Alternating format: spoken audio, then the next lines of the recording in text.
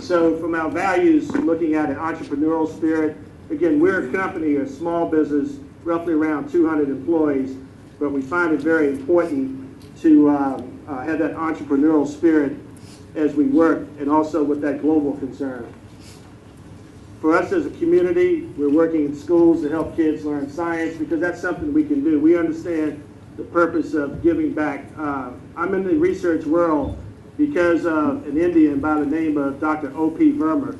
I went to Tuskegee, and I don't know how many of you have heard of that.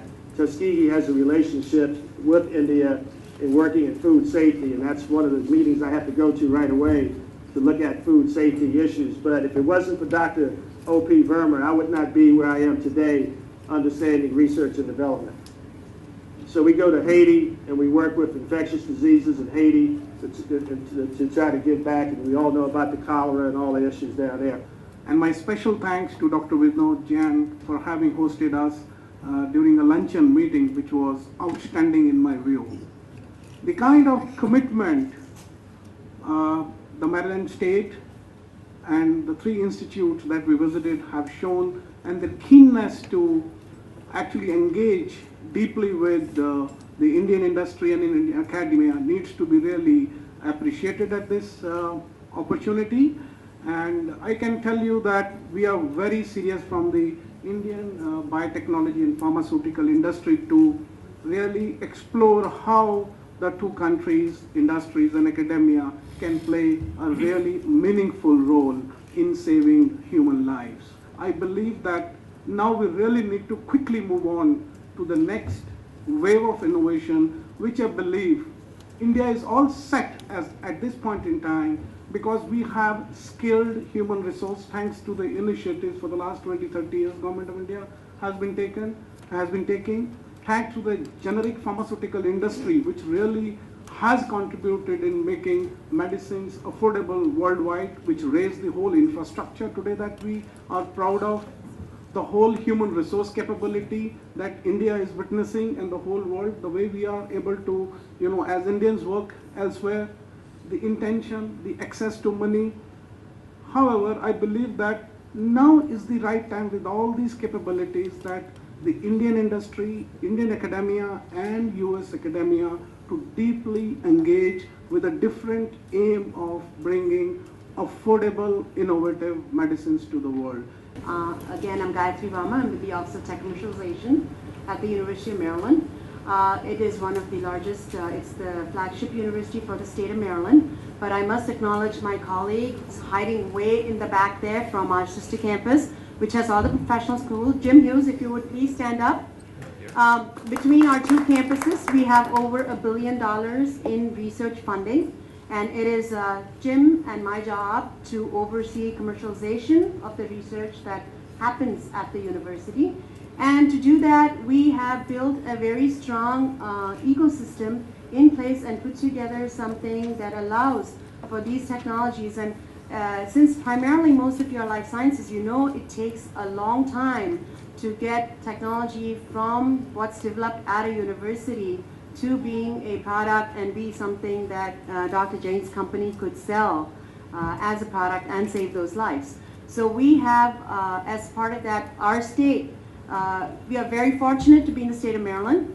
We have many programs in place that for grants to these small companies that we could start that help translate lab research into products.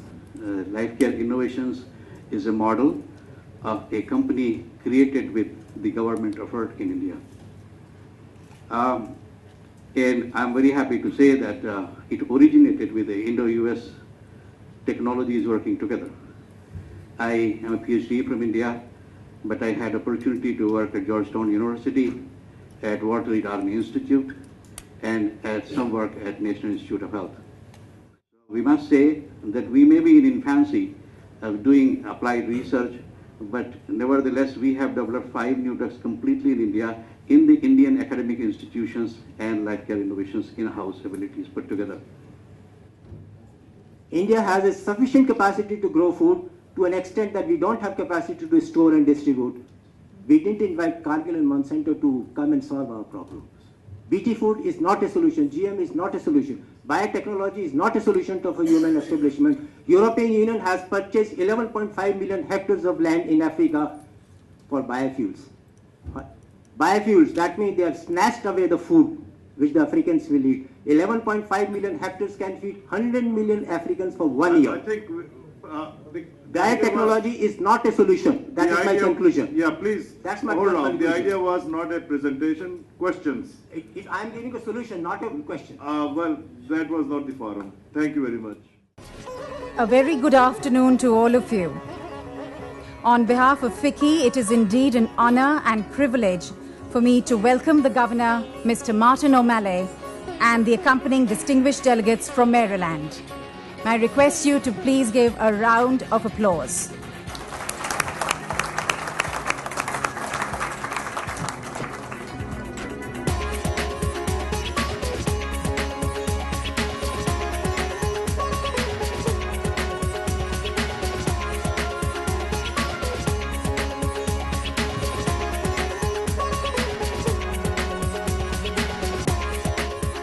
I would like to call upon Mr. R.V. Kanoria, President-elect of FICCI, to present the Green Certificate to Governor O'Malley.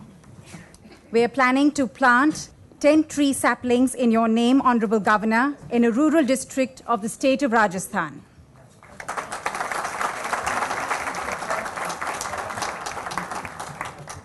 We would also like to present a similar green certificate to Ms. Rita Jo Lewis, Special Representative, Global Intergovernmental Affairs.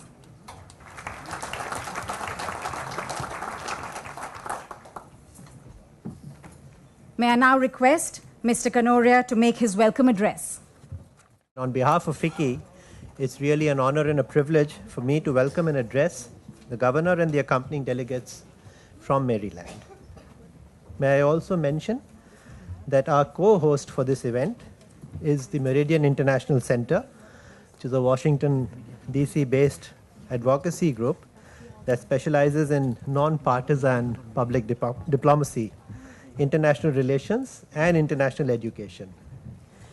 FICCI and the Meridian International Center signed an MOU of cooperation just 4 days ago, and it's befitting that to announce this collaboration, we use this platform of welcoming one of the most dynamic politicians of the United States, Governor Martin O'Malley, together with what I believe is the largest ever business delegation put together for any state in the US. And we really welcome this initiative, Your Excellency.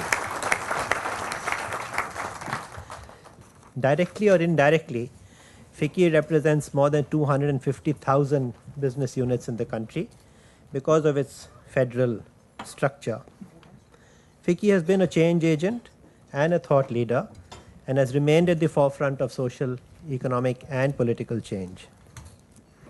India is likely to be the world's third largest economy by the year 2030 and the largest by 2050. India's population will be the largest by 2030. Demographic projections indicate that the share of India's population in the productive age group would be the highest in the world. The McKinsey Global Institute says that 80% of India is yet to be built if we look at 2030. We need to build India's railroads, airports, power plants, and other physical infrastructure. India will need to invest 143 billion in healthcare, 392 billion in transportation infrastructure, and 1.25 trillion in energy production by 2030 to support our rapidly expanding population. We will have 68 cities housing 1 million plus each. India will have to construct as many as 900 million square meters of commercial and residential space each year to keep pace with demand. India must also pave 2.5 billion square meters of roads and tunnel 4,600 miles of subways and metros.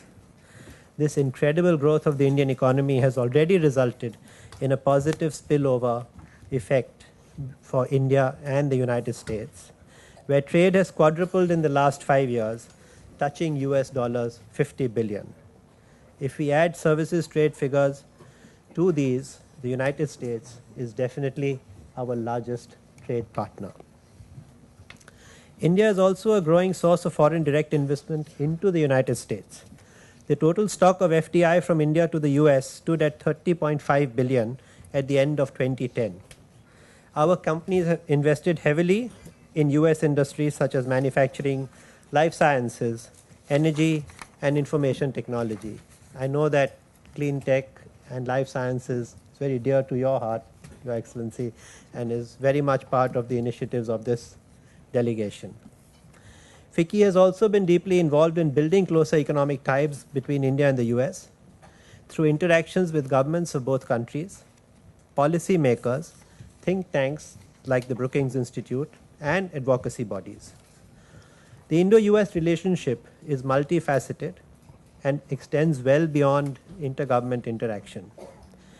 Three different components of this relationship is the people-to-people ties, which is further enhanced by the number of Indian students in US universities, business-to-business relations, as well as government-to-government interaction. They all have independent trajectories, but they are now converging, and I guess the strategic effect of these three streams working together is much greater than the sum of its parts.